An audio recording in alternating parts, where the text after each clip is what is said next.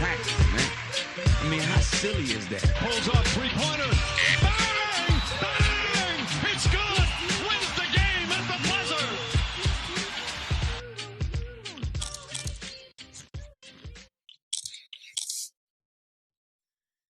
Hello, welcome back to the Hoop Junkie podcast, the #1 sports podcast in the world. I'm your host, Zach. I'm joined as always by my friends Chance and TC. What up? Let me unmute my boy. Let me see. You muted? Are you off the mute? Oh shit, dude. Are Did you it off the do mute? that You to good? y'all? You back? That was good. Yeah, we got you Can now. you hear me now? You good? What? Roll it live. Roll it like this. It First. automatically Nah. muted me, I guess. I don't know. I never clicked Yeah, it. it like automatically turned your game. Yeah, that's all right. Obviously, this is our first time doing the video podcast, so glad to have you boys here for the first time live on location. Yeah, I just got tired of seeing you guys in person, so I was like, we just need to do this virtually from now on. Yeah, this would be way better if you just kept your cameras off. You know what? Yeah, hopefully no crazy technical issues as we wing this for the first time. But I think Man, oh yeah, we just had TC drop a S-bomb a minute and 30 seconds into the shoot. yeah, just a little muted. I mean, I just feel like that's today's day and age. Like everybody that works remotely, like that's just the thing. There's always one person that's on mute when the meeting first starts. So it just happened Yeah, to be you know what this feels like? This feels like the first day everybody had to go remote for the first time. Like like when you've been with your coworkers all this time, they're like, y'all gotta learn how to use Microsoft Teams. Everybody's like, Teams? Yeah, if any company is doing well, oh man, yeah, we're still on Teams, man. We paid all that money to Microsoft, man. That's what it has. That's what we're rocking with, brother. Well, look, guys, man, I'm glad to have you back. I'm glad we're here, doing the thing on the camera. So maybe now people will stop asking, like, "Hey, y'all on YouTube? Y'all on YouTube? We're here. You get to see my face." Yep. Yeah. So listen, guys, look, we got a spicy pod, I think, coming today. So to all of our listeners out there, I task TC and Chance with the goals of coming up with their mid-season awards. Since now we're about halfway at the NBA season point, where most teams have played around 41 games. Now's the time for us to sit down and think who has been the best players in the league and who would win these awards. And especially with the new these awards kind of got a little bit of a facelift. We want to kind of go through and talk about those. So first, let me give you guys a preview of some of these awards. So now with these new awards, we're gonna start off with the new MVP award. The MVP award is newly named after the one and only Michael Jeffrey Jordan. Guys, could you have guessed it had been anybody else for the MVP award? Yeah, It's about right. the first time that comes. Yeah, man, it's a GOAT award. I don't think anybody's arguing any of that, right? So then some of the other awards, we had Most Improved Player at George Mikan, the Sixth Man of the Year, John Havlicek, the Rookie of the Year is none other than Wilt Chamberlain, the Defensive Player of the Year was Akeem Olajuwon, and then we even have a Clutch Player of the Year award of Jerry West. So guys, those are our awards for moving forward, I guess now, right? So it's a cool little take on that. Nat. My biggest thing with that is I'm just really curious how that ages. Like when you get to like 30 years from now, like basically everybody in this generation is ineligible because the awards came out when they were here. So like there's not like they have to do a LeBron James award at some point, right? But I'm just curious if they ever like update the names or just keep adding awards. Like how's that going to look in the future? Yeah, they'll definitely have to redo it, right? I mean, or they'll definitely have to add like more awards. I'm sure they'll find awards for the LeBrons, the Giannis's of the world at some point. Most ladders knocked over in the season. Longest career could be LeBron. Yeah, there's a lot. Biggest freak. Yeah. Yeah. Yeah, I don't want to know how they're gonna give out that award or what record or what credentials you gotta have. Yeah, they're gonna have the Instagram models judging that award. Yeah. Yeah. Oh wait, for sure, man. Well, let's go ahead and jump on into it. All right, guys. Are you guys? Let's get ready to rumble!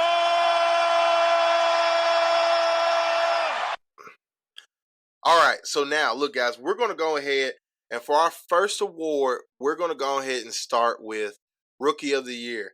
TC, who you got for Rookie of the Year? The one and only, Paolo. I think he's the only correct answer here. We all know he's going to get the award. I'm pretty sure we can all agree on this one. Chance, who you got? Well, I'm gonna have to go with Paolo. Yeah, I mean it's the only option.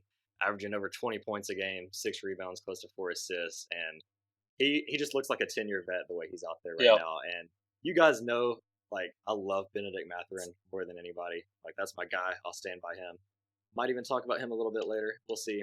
But as far as Rookie of the Year goes, like, as much as I would love to do it, there's no argument I can see where I put Mathurin over Paolo. I think the impact that Paolo has had, the Magic with a 6-game winning streak, like randomly in the middle of the season, like fueled by that. We just saw him against the Grizzlies. He had like a 20-point quarter. Like, he can just score from anywhere he wants.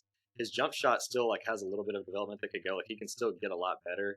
But like, as of now, like, I just don't see how like you can argue for anybody else. And Mathurin's even the only second option. Like, who, like, if you're doing a ranking like top 3, who do you put? Like, I think it's Paolo, Mathurin. Who would you even put third right now? According to Vegas, I think it's Ivy right now, but I mean, he's so far fetched. I mean, he's like plus 2,000.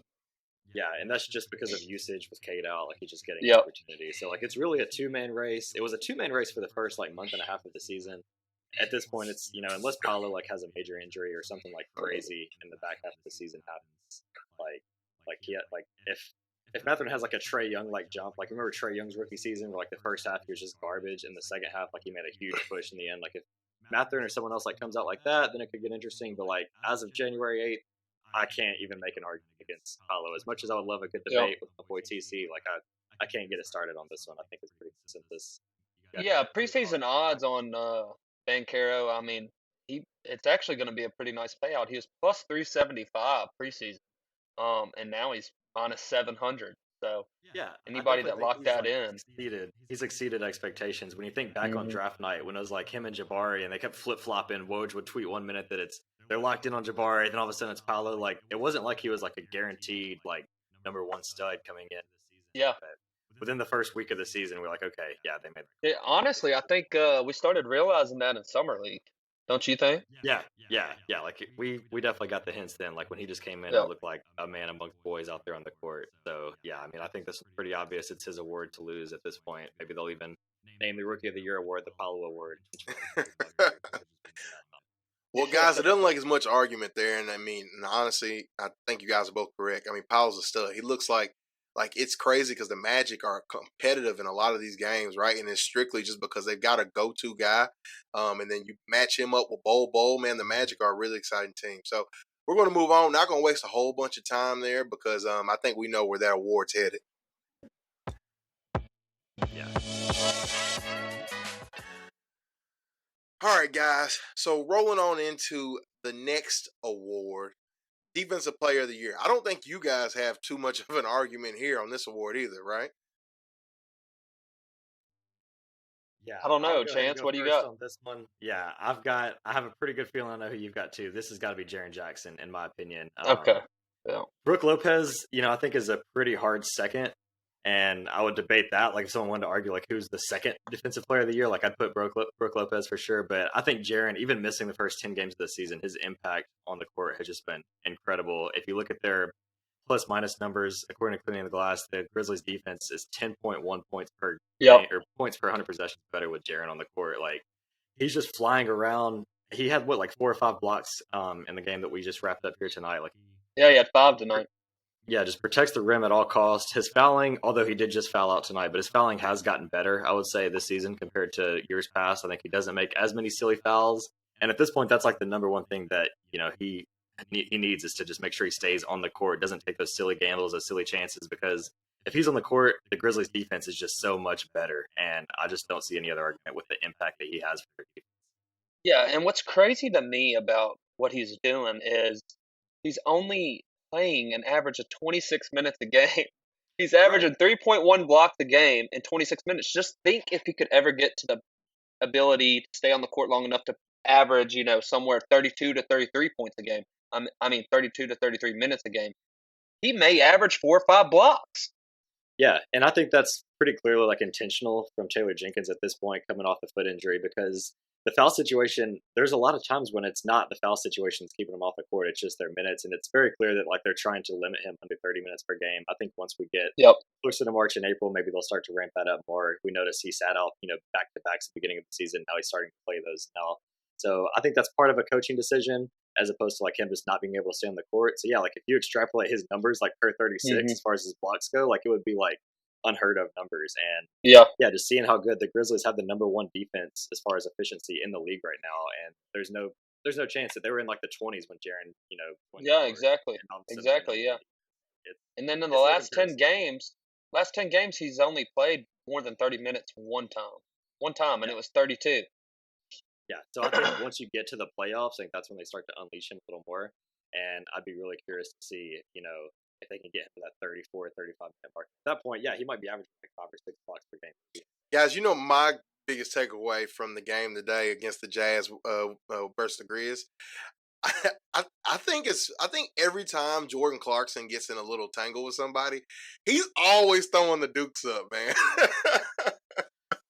Well, there's actually a screenshot I saw on Twitter. There's 3 different times that happened. One was when he was like rookie or second year with the Lakers, where he's got his dukes up there. And the other one happened earlier this season. I forgot who it was against. I remember watching the game when he just all of a sudden he's ready again, and of course tonight, and he even does like the sleep thing when he's looking at Jaren. Put him to sleep. I'm like, dude, come on, like you're not about it. I think he's just kind of a fake tough guy in my opinion. As much as I love his game on the court, I don't think about it. Like Jordan Clarkson versus Desmond Bane. What are the odds like on that type of fight? I think it's Bane. I don't know. I know one thing. Clarkson got the reach on him for sure. So. Yeah, he does have the reach. Well, but yeah. All right, guys. Well, let's go ahead and roll on to the next one.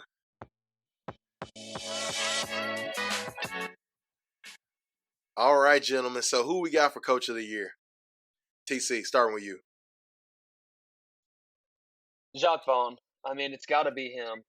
Chance, what's knowing you've already pulled this up. What's their record since he's taken over? I had it pulled up. They had like a 750 win percentage since Jacques Vaughn entered. Because they went on a 12-1. Yeah. I think they went 12. Yeah, I think they've only lost. So they've only lost probably like 2 games maybe since he's taken over, or it hadn't been that many. Yeah, they had the 12-game winning streak. Yeah, it's been absolutely insane. And I really wanted to give this to Missoula just because, especially the way that they started out the year, but I just don't see how there's any way you could give it to anybody else other than the way that he's put. Because when you just think about like the Celtics, they were going to be pretty good regardless, right? Like it didn't matter who the coach was; they were going to be fine. Whereas the Nets were a dumpster fire. Mm-hmm. Like they were complete dumpster fire. Awful. And so, like when you look at like what he took over versus what the Celtics had, like I would love to argue that one too, but I really don't see a way to. And so I'll pull up the stats now. So he took over November 1st, I believe, was Jacques Vaughn's first game. So their record since then. They had a losing record, I believe. Yeah, when he first took over. Let's see what their record is now. I'll pull it up. Because I looked it up earlier, and it was by far number 1 in the league. So they are 25-8 since November. Wow. Yep. 758 win percentage. Celtics were 24-10. So yeah, I mean, you think back to how things looked, and it's not just, in my opinion, about like the winning. Like he actually changed the culture too. Like it was just a couple months ago when we were on here on this very podcast on Video Forum talking about how Kyrie might never put on a Nets uniform again. KD might be requesting a trade again. We're debating like who has a better roster, who's going to finish better between the Nets and the Lakers. Like things were really bad for the Nets, and all of a sudden Jack Bond steps in, and now they're like the 2 seed in the East, right, climbing up on the door for the 1 seed. Yep.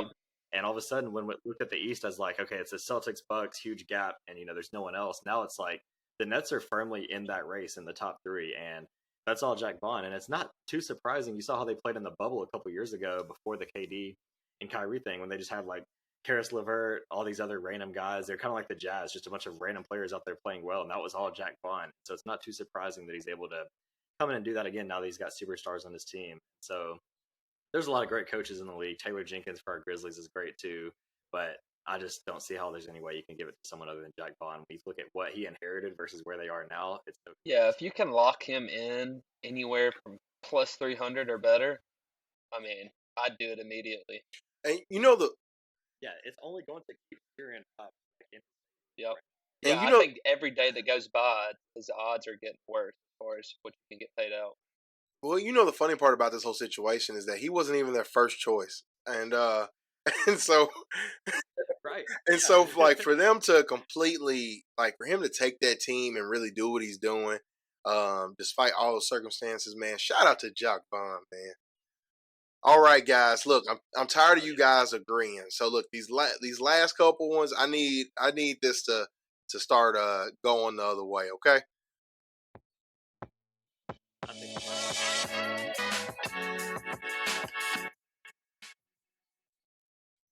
Gentlemen, so for the most improved player award for this year, Chance, who do you got?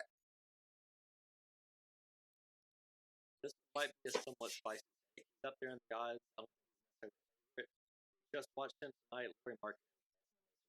I like it. I like that. Yeah, I got Westbrook. Just I mean the Lakers. Most improved? Yeah. No. That's 6 man. Most improved. I got Shea, obviously. So okay. Yeah. No. I thought he said 6 man. Yeah. Hey, he actually might. He could. You could talk me into how he could be a contender for most improved this year.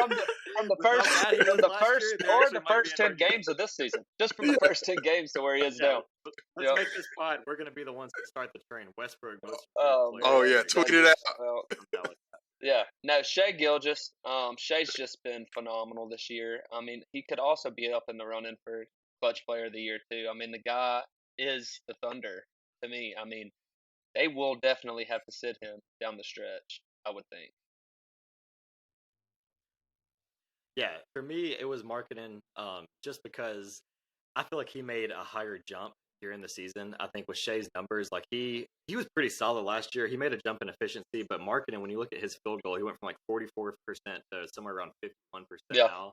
So for me, it was just more of a jump. I think Shea, it's kind of like the Ja Morant argument last year, where Ja was so good the year before that obviously he went from like all-star to superstar level, and that's kind of what Shea has done as well. Like, even though I'm not even sure if he's made an all-star team, I don't think he has. No, he hasn't. Like, jumped into that possible like top 10 or so type of level now.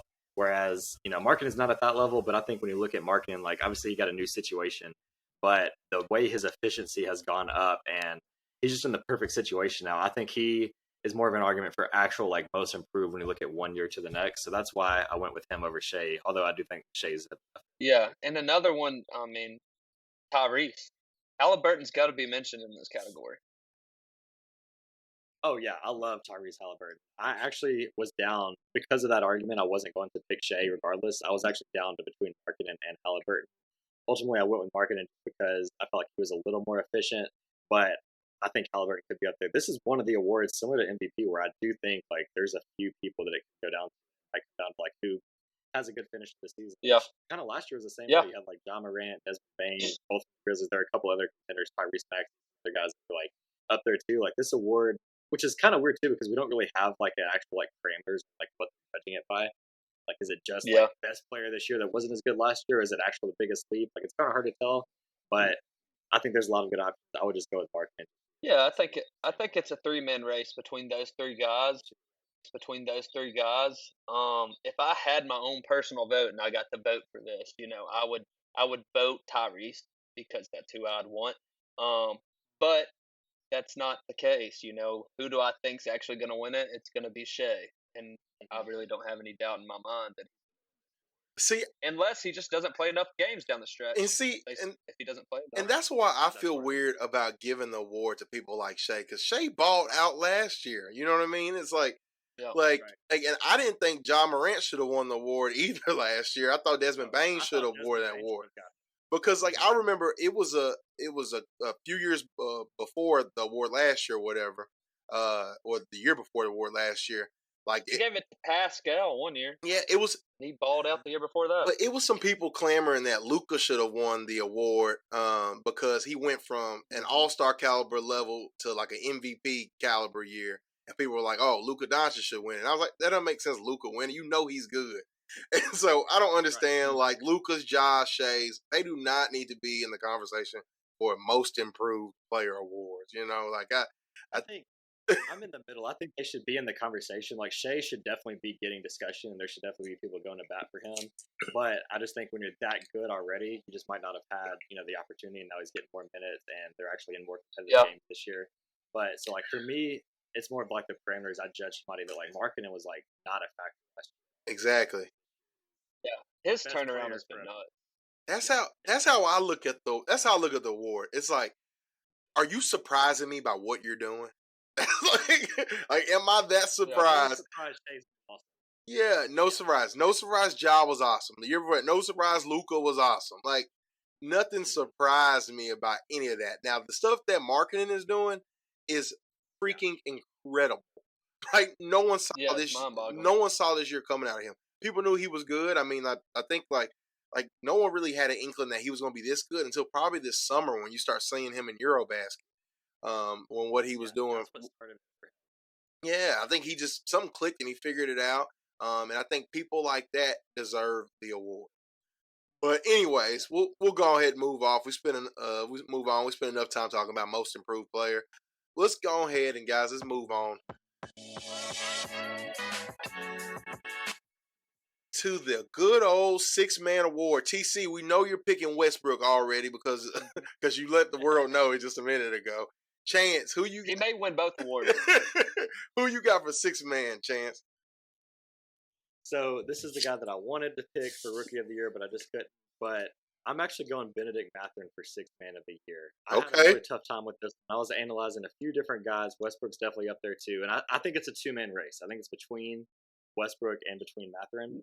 My biggest thing with Mathurin is the team is actually better with him on the court, whereas Westbrook still has negative net ratings when he's on the bench. And so the biggest reason I didn't go with Westbrook is, to me, I think Westbrook is a guy that's putting up huge stats, but his usage, like his time of possession is like 44% right now. Whereas Mathurin plays more within the offense, puts up solid numbers, more efficient. Westbrook, I think a lot of the stats he gets is because he's running the show. Running the show on the bench with a bunch of guys that are just complete scrubs. And so he's naturally going to put up high numbers, kind of like a my player where it doesn't really matter. He's just out there. Whereas Mathurin is actually more efficient, leading to winning basketball. So those are the couple reasons about that. But I'll be curious to see what you say. Once again, I mean, if it's my vote, I'm not voting Westbrook here. If I'm actually have a vote on this, I would probably vote a Benedict Mathurin or something like that. But we all know this award's going to come down to two people. It's going to come down to Russell Westbrook and Jordan Poole. That's just what they're going to end up doing. It's going to be one of those guys. My question is, can you give this award to somebody who's on a team that's like not even competitive? Like if the Lakers aren't even competitive towards the end of the season, how does Russell Westbrook even qualify? They just need to stay in the hunt for the 10th seed. I mean, and he'll probably get it. And I don't see them falling out of hunt for the 10th seed. Do you, Chance? Yeah, I think they'll be in the hunt for sure, especially because Davis, it seems like his injury is looking a little more promising. Maybe he'll be back in like a couple of weeks. I think Westbrook will be in the contention just because of the numbers. Like he's putting up like insane numbers as a bench person. He's surprisingly avoiding the hamstring injuries, even though that's, the big cause of that is coming off the bench, not getting to warm up. He's found a way to magically cure that, which is great. But yeah, I just think his numbers are going to be there. But when it comes to actually leading to winning, I don't see that with him. Whereas Mathurin, he's got that dog in him, like they always say, and he's coming in and he's staying efficient. The team is a little better with him, whereas Westbrook, I feel like he's getting more. I wouldn't say empty stats because obviously they're contributing and like they've done better recently. They're in the hunt for the 10 seed, whereas at the beginning of the season it looked like they might be giving the Pelicans the number 1 pick. They were so bad, so he's definitely like been better. But for 6-man, I would even go Jordan Poole over him as well, just because I think he's leading to winning more so. And I factor team success a lot when it comes to this. That's where I would lean. Yeah. What's some of the previous year winners? I wonder if winning had much to do with it. Let's see. 6-man.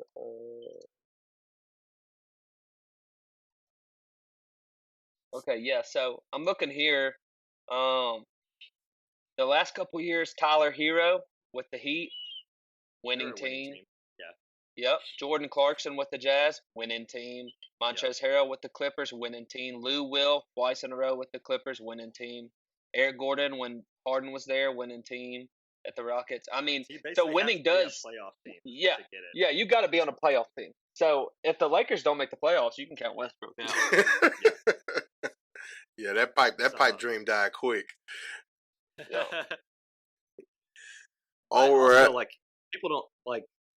I don't think any of the second place had the numbers that Westbrook had, so he'll have a great argument. Kind of his MVP season with the Thunder, where like not many MVPs were like a 6 seed until Westbrook did what he did. So I could see where he'll be in contention just because of that. But I do think they have to at least like get into the play-in, if not better, to actually get. Right. All right, guys.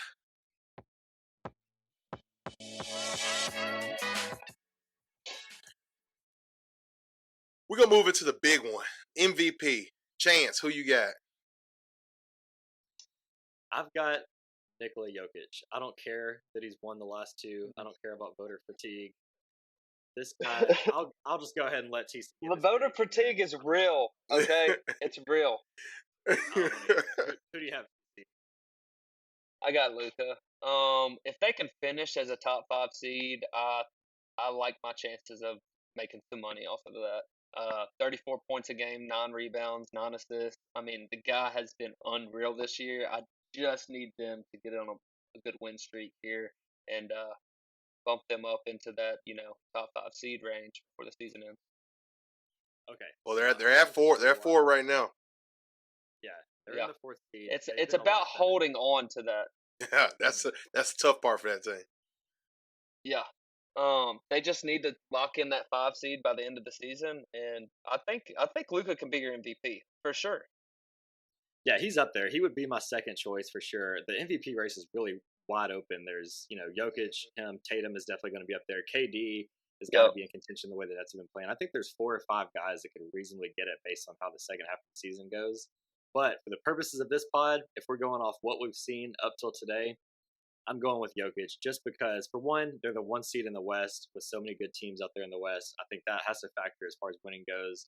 It's less of an argument now that the Mavs snuck in the 4 seed like a couple weeks ago when they were like down there 7 or 8. They were right back there at 7 or 8.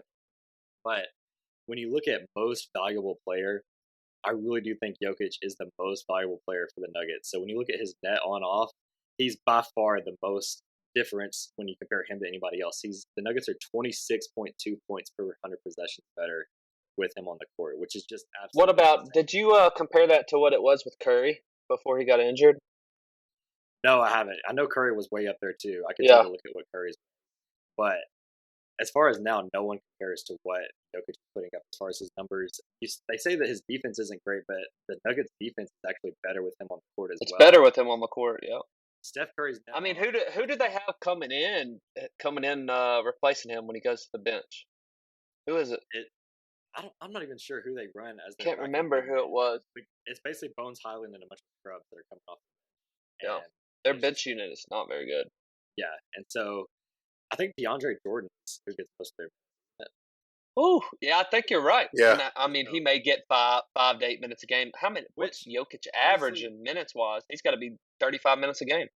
Another like deep hot take could be that the Nuggets got DeAndre Jordan just to push for that MVP case because they know Jordan's numbers are going to be so bad that it's going to cause Jokic on numbers to be so good. So that could be part of I it like too. that. They just I like you know that. what? Let's just get the worst backup center in the league we can think of. Make Jokic's numbers that much It's better. between that much better. Yeah, that's some That could be part of that's their some Yeah. that's some tinfoil hat stuff right there, James. strategy. Yeah, and analytically, Jordan has been that way for 3-4 years now, where he has analytics wise, he is detriment to when he plays. Yeah, their bench is really, really bad, and that's why like Jokic and even KCP, like they pretty much play the majority of their minutes together. So when you look at like net on off, they're always near the top. But obviously that's more Jokic than KCP. I think we could all agree.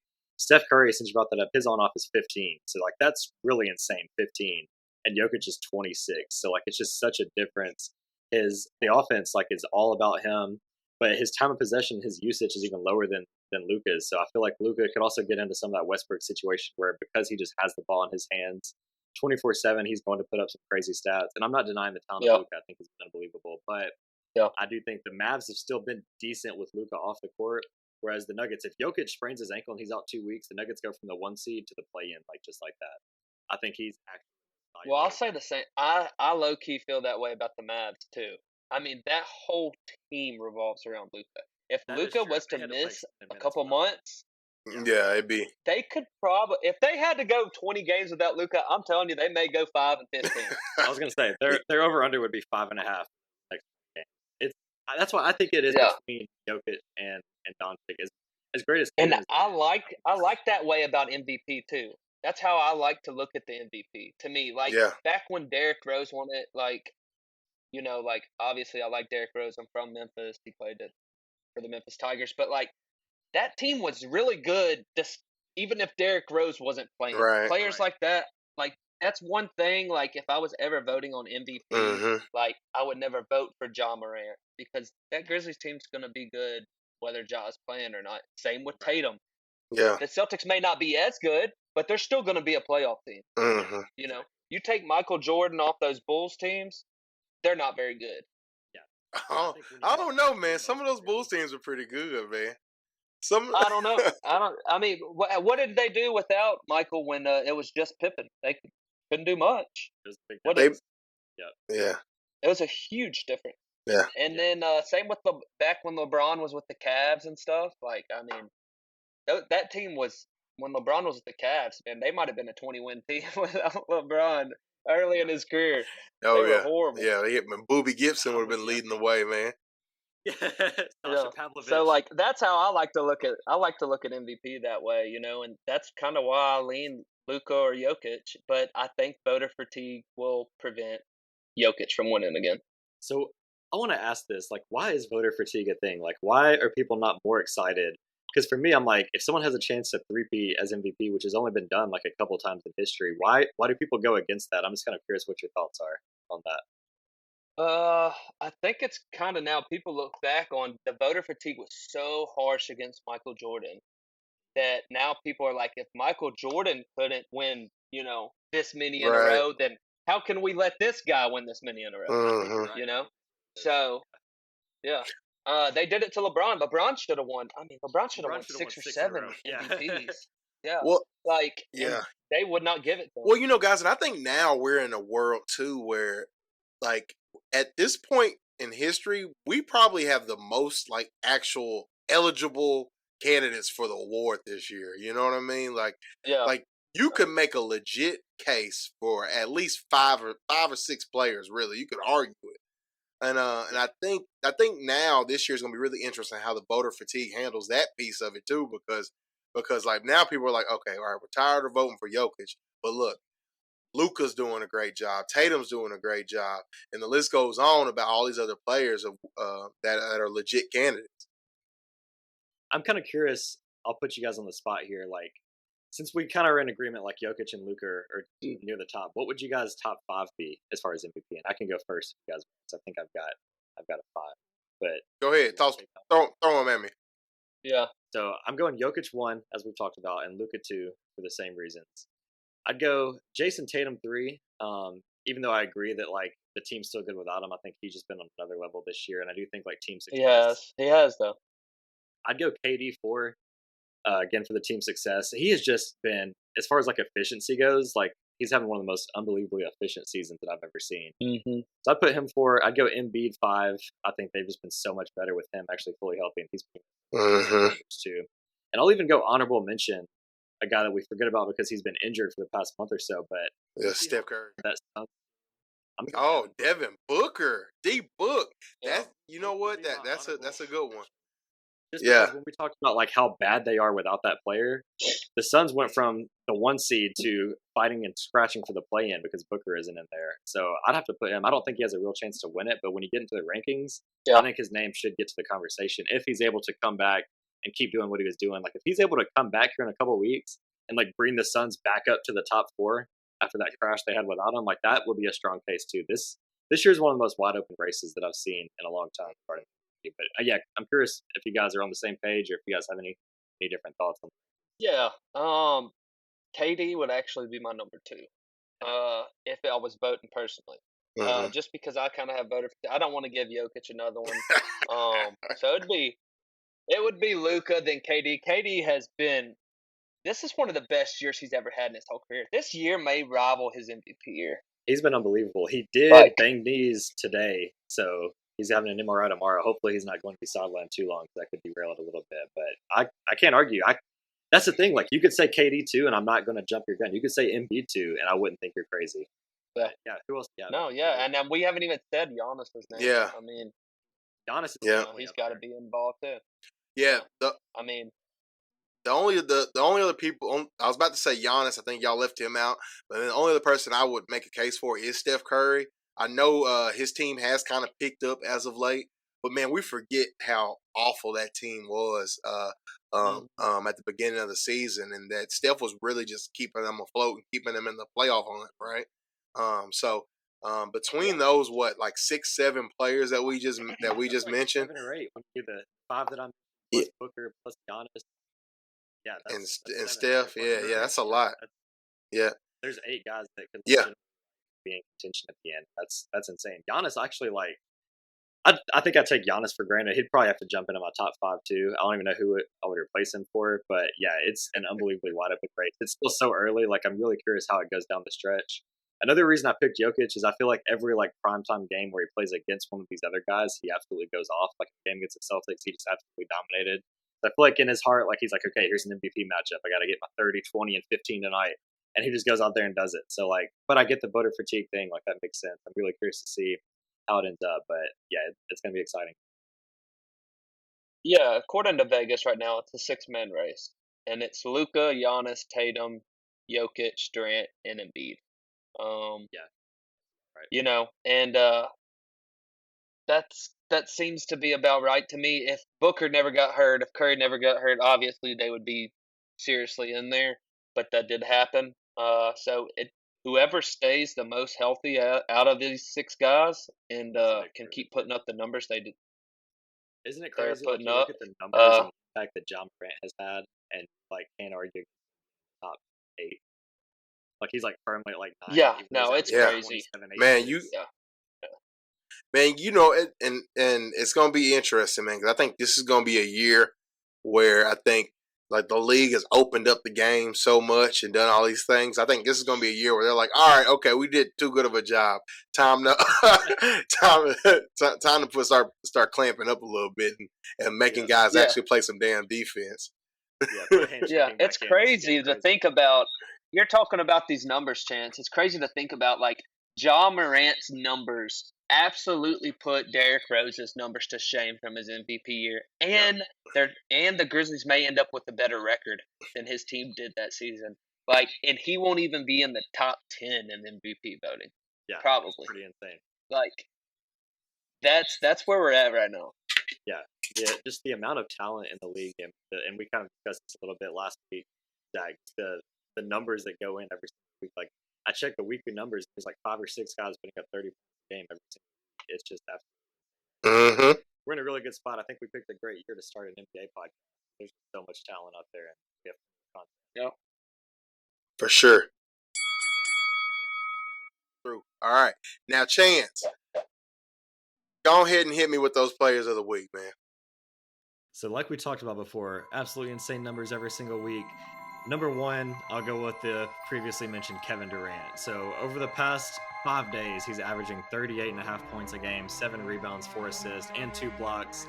Just putting up ridiculous numbers, carrying the red hot Nets. Like we mentioned before, he had the knee injury, so hopefully he's okay, but he's got to be up there, number one. Number two, another guy we spoke about today, Lauri Markkanen. Past few games averaging 35 points a game, 6 rebounds, 1 steal, and 0.3 blocks. Just getting it done on both ends of the court. And finally, I'm going to go Zach LaVine, number 3.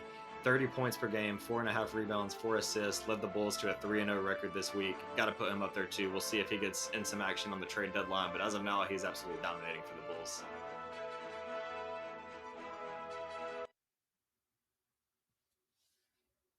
All right, guys, are you looking forward to anything this week? Biggest thing for me is just the crazy matchups that we're seeing. Like, are these numbers going to keep up? Like, is somebody going to score 70 again this week? Like, just the way that the last couple of weeks have gone, it just feels like you can't take a night off, like, watching basketball, because you never know what you're going to miss. So I'm just really curious to see, like, if anybody else puts up some insane numbers this week. Yeah, same for me. I definitely agree with that. I'm more excited for next week. Can't wait to go to the MLK Day game. That's going to be a lot of fun. It's always my favorite game to attend every year here in Memphis. So let's get on going towards next week, and so I can attend that game. Yeah, that's always a good one. All right, guys. Well, thank y'all for joining us once again on the Hoop Junkie podcast. Until next week, we'll holla at you.